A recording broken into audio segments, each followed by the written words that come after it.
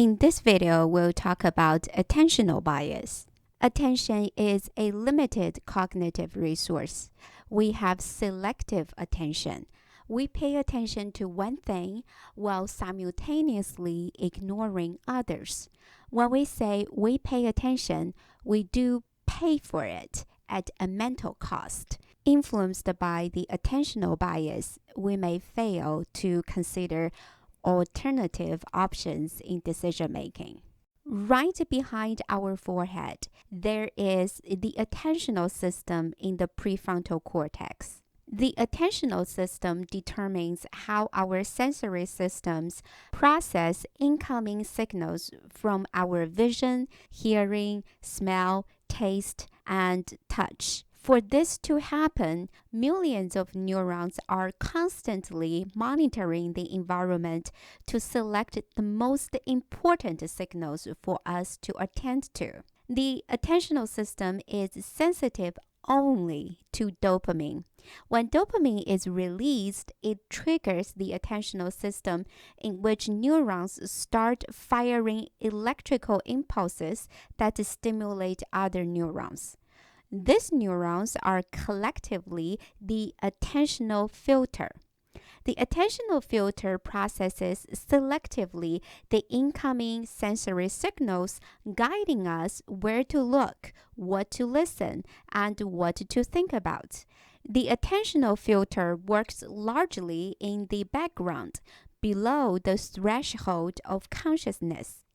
The unconscious attentional filter follows two important principles to filter the information for our brains: importance and change. Sometimes the important signals are salient to our survival. The attentional filter protects us by allowing us to pay selective attention to potentially threatening signals. It makes us alert and vigilant.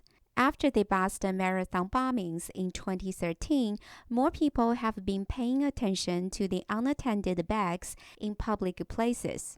On our way from a new restaurant to a parking lot in the evening, we pay more attention to our surroundings, such as footsteps behind us. The attentional filters are always at work, even when we are asleep, monitoring the environment for important events. We get startled and wake up to a loud sound, such as thunder and alarm clock. We pay more attention to food when we are hungry. Other times, important signals are whatever we decide to be important. With the attentional filter, we experience many things in this world on autopilot, not registering the complexities, nuances, and often the beauty right in front of us, unless we pay attention to them. If we are at a cocktail party in a crowded room, when someone says our name, we will suddenly pay attention and try to find out who said it. This mechanism of attention is called cocktail party effect. Many leaders hire people to be their extended brains, functioning as the attentional filters. In social settings, those leaders don't check their phones or emails constantly. Their eyes don't scan the crowd in the room trying to find someone more important than you. Instead, they take their time, make eye contact, read your body language, and synchronize their body language with yours. They are fully present to be with you, make you feel you're the most important person at the moment. In stores, items placed in the center of an array of brands on store shelves tend to be purchased more often. This is because the ones in the center gets more visual attention than those to the left or right. Moreover, it is this greater attention, particularly in the moment just before a choice is made, that predicts the purchase decision. According to the book Persuasion, media rarely influence our decisions directly by presenting compelling evidence that sweeps us to new positions. Instead, they are more likely to influence us indirectly by giving selected issues and facts better coverage than other issues and facts. Thanks to the greater attention devoted to certain topics, it is this coverage that leads us to decide that these are the most important issues to be taken into consideration when adopting a position.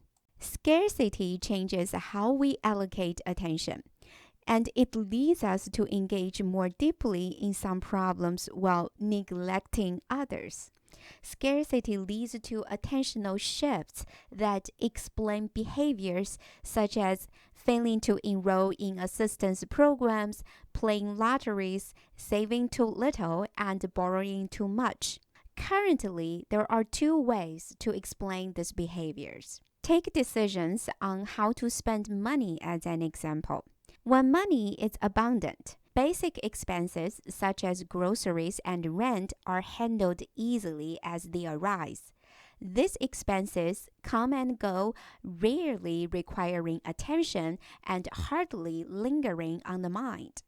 But when the money is scarce, expenses are not easily met. Instead of appearing mundane, they feel urgent. The very lack of available resources make each expense more pressing. A trip to the grocery store looms larger, and this month's rent constantly seizes our attention. Because these problems feel bigger and capture our attention, we engage more deeply in solving them. Having less demands greater attention. Just as expenses capture the attention of the poor, people who are hungry and thirsty pay more attention to food and drink related cues. Being busy shifts our attention as well. Being busy means we face time scarcity. Busy people respond to deadlines with greater attention to the task at hand. Imagine you are a seminary student on your way to deliver a sermon on the Good Samaritan. The sermon is about the only person who stopped to help a victim in distress on the side of the road from Jerusalem to Jericho, and you will be rewarded in heaven for being the Good Samaritan on earth. Imagine further that on your way to deliver the sermon, you pass a stranger moaning on the ground, clearly in need of some help. You've been told that you are late for the sermon, so should hurry along.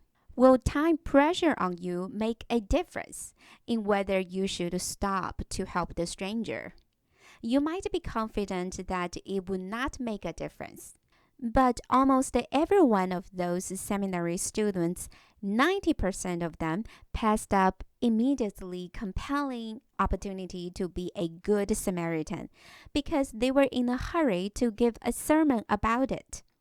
Moreover, the more time the participants believed they had, the more likely they were to stop and help. Time pressure narrows our attention span, creating tunnel vision. We pay attention to problems where scarcity is most salient. In group decision making, the attentional bias comes in when one solution is presented and discussed at length, while other options may be briefly mentioned but never truly considered. Consider a meeting that aims to decide which test preparation program to purchase for the school. A few teachers proposed that the school spend $5,000 to purchase a web-based test prep program A. The school principal called a meeting with all teachers who would potentially use the program in the school. The principal opened the meeting by asking the proposing teachers to lay out their reasons for purchasing program A. The principal and other teachers asked questions about how the program A worked and how much professional development evolved in using program A. Most discussions in the meetings revolved around program A. Although other options might offer the same benefits but less cost, other options were not brought up in the meeting. This is an example that people in the meeting have fallen victim to the attentional bias, and they paid precious but limited attention to the program A. The school ended up purchasing program A.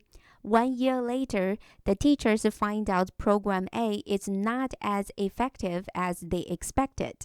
They are now looking for another test preparation program. In this video, we talked about the attentional bias. What is attentional bias? Our decisions are biased by our selective attention.